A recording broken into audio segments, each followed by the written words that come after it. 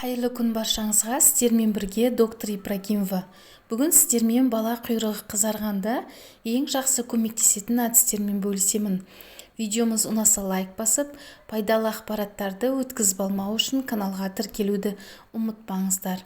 Бала құйрығының қызаруы әрбір ананың өмірінде кездеседі.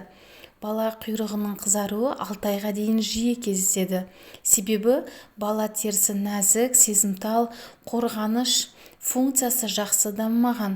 Сондықтан тері тез зақымдалып, бактерия, грибок, инфекция тез дамиды.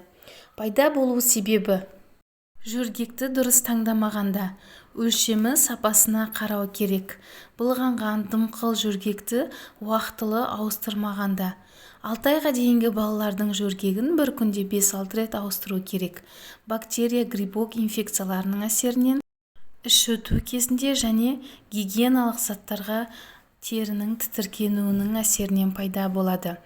Бала құйрығының қызаруы күйдіріп, ашып, ауырсыну сезімінен баланың мазасыздануы, ұйқысының бұзылуына алып келеді. Сондықтан уақытында алғашқы көмек көрсетілмесе, соңы ауыр асқынуларға алып келеді. Құйрығы аяқтарының арасы қызарып, сосын ол іріңді бөртпелерге ауысуы мүмкін. Бірінші-екінші кезеңде бала терісіне дұрыс күтім жасалу керек. Жөргекті уақытында ауыстыру керек.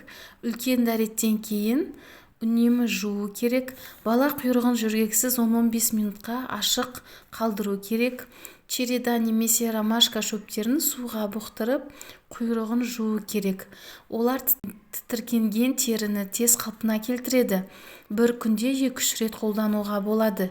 Кейде гормоналды қымбат дәрілерге қарағанда жақсы көмектеседі. Әртүрлі гигиеналық заттар, влажная салфетка тек қана далаға шыққанда ғана, қонаққа барғанда ғана қолдану керек.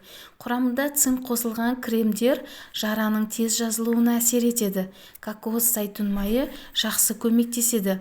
Дәрігер бактерия, грибокқа қарсы кремдер, ал кейде гормональды маздарды тағайындауы мүмкін. Осы әдістерді жасап көріңіз, сізге көмектесетініне сенімдімін. Пайдалы ақпараттарды өткізіп алмау үшін каналға тіркелуді ұмытпаңыз.